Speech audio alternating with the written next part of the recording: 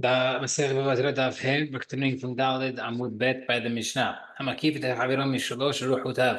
If someone has three fields next to someone else who has a field, so there's four fields, three sides are owned by three fields, and three sides owned by one, and the fourth field owned by someone else. So three fields of guy, we'll call him Reuven, and Shimon is the single field on the end, and Reuven built three fences on his three sides. You can't force Shimon to pay for those. Yosimir says, if the fourth fence is built by Shimon's side, you can force him to pay. Right? We're going to go into very big details as what's going on there. Who says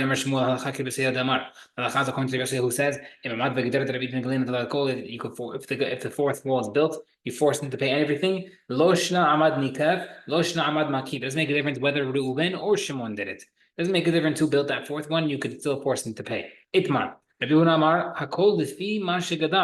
we say that you have to pay, it means you pay for everything, the full expense. You're splitting the full expense. So if you use the HL marble, you're paying for that.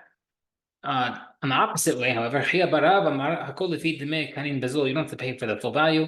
You could pay for the cheapest option. So if the guy decided to use marble, which is $1,000 a yard, but he could have used the reeds at $3 a yard, I'm paying for $3 a yard. Well, $1.50 per yard because I'm splitting it.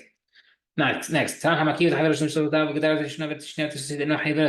we eat? Sounds like from Mishnah, but the only reason why you're not paying is because he built the first three.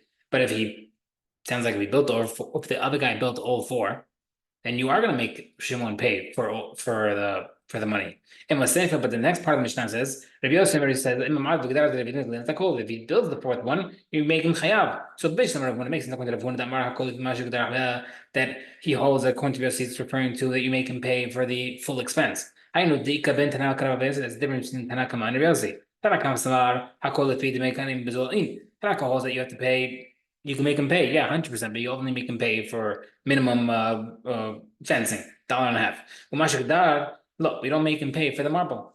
Rabbi would hold that you make him pay full value. Who holds that it's always the cheapest option. What's the difference between the first and second opinion? If he's not giving him the cheapest rate, what's he giving him? Seemingly, according to Pia, you can't explain the Mishnah. We're going to have four different answers. There is a cheaper option than reeds, and that would be paying for a watchman. A watchman is very seasonal. You need a watchman only for harvesting season at nighttime. You make him pay for a watchman. You don't have to pay all the way for a reed fence. It's more expensive. Would hold that you do pay for the fence. Be with another answer. The difference between the two opinions is the first three fences. Tanaka hold that you only pay for the fourth one because that's directly on my field. The second guy's field. But the first three doesn't make a difference to him. You do it on your own field. Holds that no, because you're benefiting from a full enclosure, you have to pay for all four. Another difference is the difference is who built that last field. Tanaka holds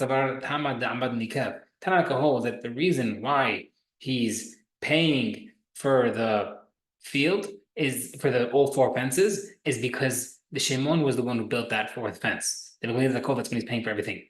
But if Tanaka would hold that, let's say Reuven just built all four, and Shimon didn't do anything, he only pays for the fourth wall only. Just doesn't make a difference who built it. If that wall is built, then there's the call, he pays for everything. Different version. The difference is who built it. If the first guy, Reuben, built all four, he has to pay. Hold that no, if the Makif, if the three field guy Reuven were to build it, that's what if Shimon built it, that's when he's paying for the fences. Because if he's building that fourth fence, that means he likes three fences. He says, three fences, let me build that fourth fence to hook it up.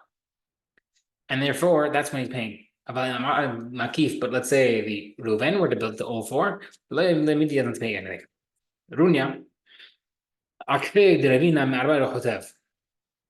Ravina had 4 fields surrounding Runya's field.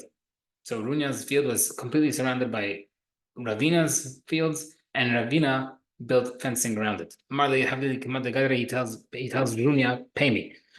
Lately, didn't want to pay him. At least pay me for a fence made of reeds. The much cheaper. Lately, didn't pay. Pay me at least the higher of the payment for a watchman. That's the least.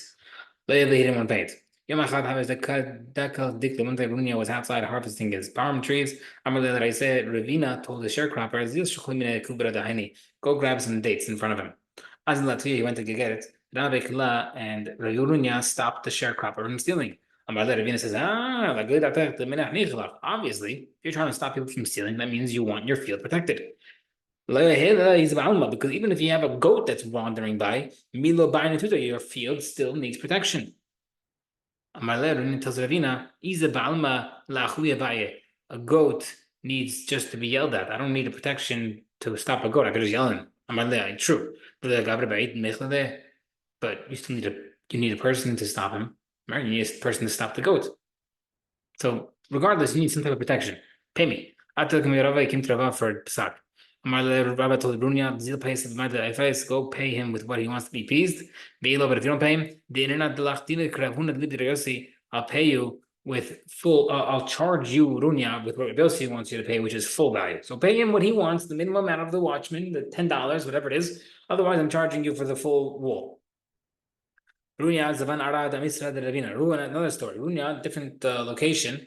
Runya bought a piece of land next to Ravina's land. Now, generally, if I have property and the neighboring property is for sale, I get first dibs on buying that property because people should have first dibs buying neighboring property because they want their property to be neighboring each other. Savar Ravina Lesaluki Mishum Dina de Babrisra. So Ravina said, hey, listen, I can evict Runya because I should have had first dibs in this property, and therefore I can evict him and take it. But he didn't.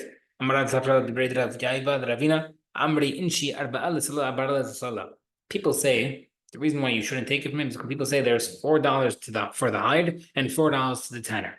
What's going on over here? What's going on over here is saying that Runya was a shoemaker who made very little money. And he was poor. Like they're trying to show over here that you're paying $4 for the hide and $4 to tan the shoe. He's not making money.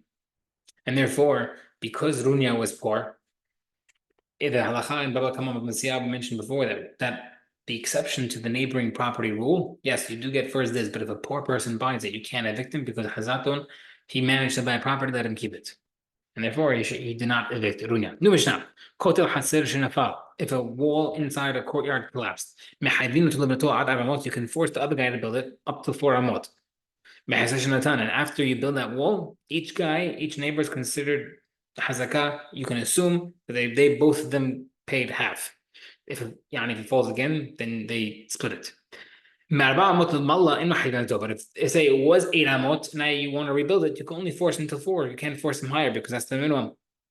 Let's say the other neighbor built a second wall next to the first wall. But he didn't, and with obviously when you build a wall so close next to the first one, he wants to put something on top and build something on top, whether it's a tent structure or whatever it is. But obviously, he put a second wall so close to it to make a type of structure, and therefore, even if he did not start building anything on top of the walls, you can force him to pay for the first wall because he obviously agreed to the extension. And that means if the guy were to build a 6 amma wall, you have to pay for that also, because the fact that you built something next to it shows you liked it. But you can assume he didn't pay until he brings proof that he did pay, because since he wasn't chayav yet, you assume he wasn't paying, unlike the first case where he was chayav immediately. The concept of paying loans. If someone says, you have to pay me by the end of the month, June 30th, pay me for this loan, then June 30th comes, I paid you earlier. I paid you June 15th. Anyone is not believed. Because inshallah, people should remember that they pay their loans on time, and therefore we don't believe people to say that they paid early. Bring a proof. Abaye say no, not necessarily. Right?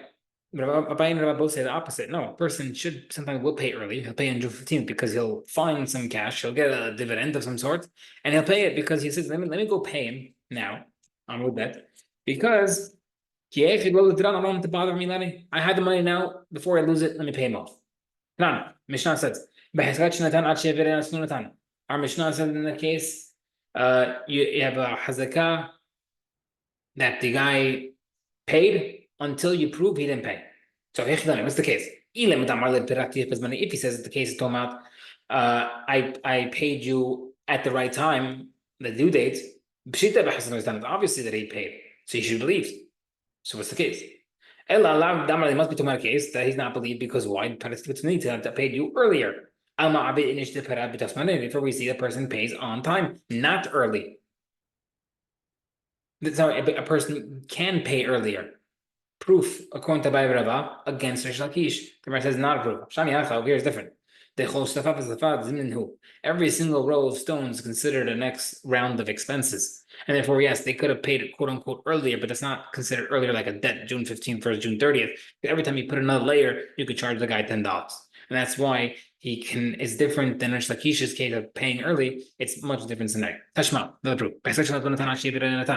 You can assume in our case that you bring a proof, you can assume he didn't pay until you bring the proof that he did pay. If he said the guy who built that second wall close to the first wall said to the guy, I paid at the right time, am I low? Why is he not believed? He said to him, I paid earlier. And we see he's still not believed. We see the person does not pay earlier. Proof against the Bayan Rava. Here is different.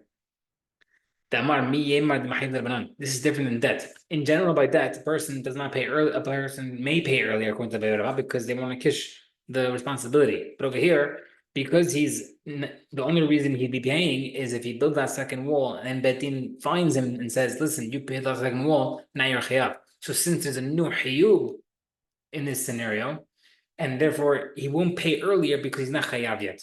Versus the case of a debt which is chayav yet, but it was still not a proof against Rabba and Abai. They were protected by Rava that they believed to pay early. More Rav Ashi about the Krish and Rav Ashi said that you hold like Krish Lakish, they not believe. The Krish is like Krish Lakish, you're not believed to pay earlier. So much so, even from orphans, which means if their father died earlier before the debt was due, debt's due June 30th, he died June 15th, you can assume he didn't pay, and you could take the money without swearing. Why is that a big chidush? Because of Amagad Damar more, even though we usually say, generally, if you're trying to take money from orphans, you can take money without swearing. You can only take money if you swear because we don't want people to take advantage of them. However, over here you don't. Because Hazakah law of the since the guy died before the debt is due, and the Hazakah people don't pay earlier, you don't have to swear, and you can take it right away. Amen. Amen.